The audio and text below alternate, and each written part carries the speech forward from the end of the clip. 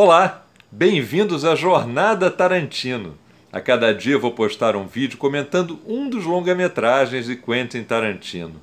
A nossa jornada começa hoje com a primeira das obras-primas desse grande realizador americano. Eu estou falando de Cães de Aluguel, que foi exibido pela primeira vez no Festival de Sundance em janeiro de 1992. Eu queria propor que você fizesse um exercício e se transportasse para lá, para 1992, imaginando a reação do público diante de um filme como Cães de Aluguel.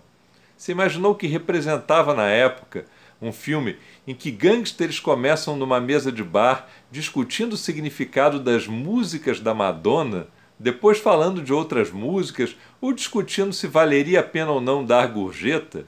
E é assim que Tarantino apresenta os seus personagens. No lugar de estarem discutindo os detalhes do assalto perfeito à joalheria que eles querem cometer, eles estão ali na mesa de bar discutindo trivialidades. Mas você pensa que é gratuito, apenas um certo maneirismo de um diretor que quer aparecer? Nada disso. Tarantino sempre foi tão astuto como roteirista do que como diretor.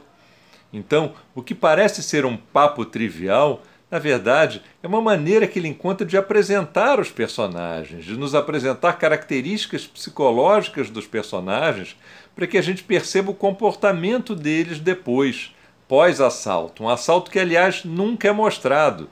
A gente só sabe que o assalto à joalheria deu muito errado. E a gente vai ver o que acontece com esses gangsters depois do crime cometido. A gente sabe que há um policial infiltrado ali, mas esse policial é revelado só na metade do filme. Ou seja, a partir desse momento, o Tarantino mostra que ele não vai seguir nenhuma regra dos manuais de roteiro básicos de Hollywood. O que Cães de Aluguel faz é transgredir todas as normas, toda a linguagem básica do cinema feito até então. E iria influenciar muita gente a partir daí. Tarantino viraria sinônimo de um tipo de cinema que seria bastante copiado por realizadores independentes americanos e depois seria assimilado pelo mainstream também.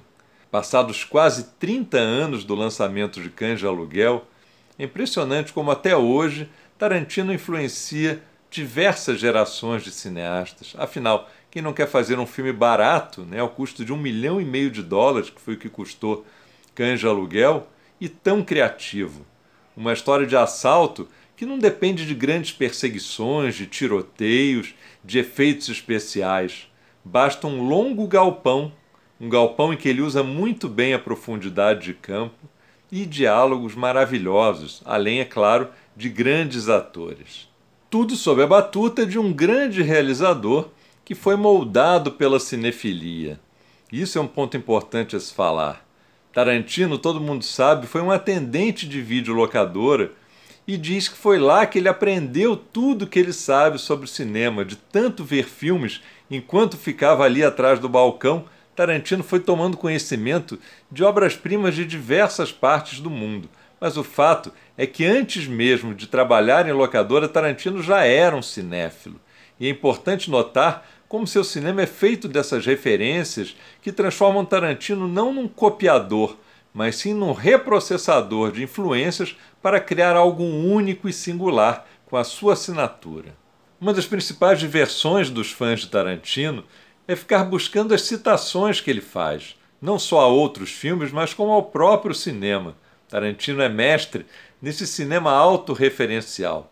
No caso de Cães de Aluguel, as duas influências principais são o filme de Hong Kong City of Fire, do Ringo Lam, que trata da história de um policial infiltrado entre bandidos durante um assalto, e uma das grandes obras-primas de Stanley Kubrick, o filme O Grande Golpe, The Killing, de 1956, que mostra 5 homens tentando realizar o crime perfeito ao Jockey Club, em que a história é contada sob diversos pontos de vista, com idas e vindas no tempo. Mas eu insisto em dizer que, apesar das referências, apesar das citações, Tarantino criou uma assinatura diferente de tudo que o cinema americano fazia na época. Um cinema em que você pode ter uma sequência com vários flashbacks dentro dos flashbacks, ou seja, confunde mais o espectador do que esclarece, o que torna o filme mais instigante e mais prazeroso. Quando Cães de Aluguel termina, você fica sem saber o destino de alguns daqueles gangsters, inclusive o destino do roubo, do produto do roubo à joalheria. Mas é isso que faz com que o filme sobreviva depois da tela e faz com que a gente esteja aqui, quase 30 anos depois, discutindo Cães de Aluguel.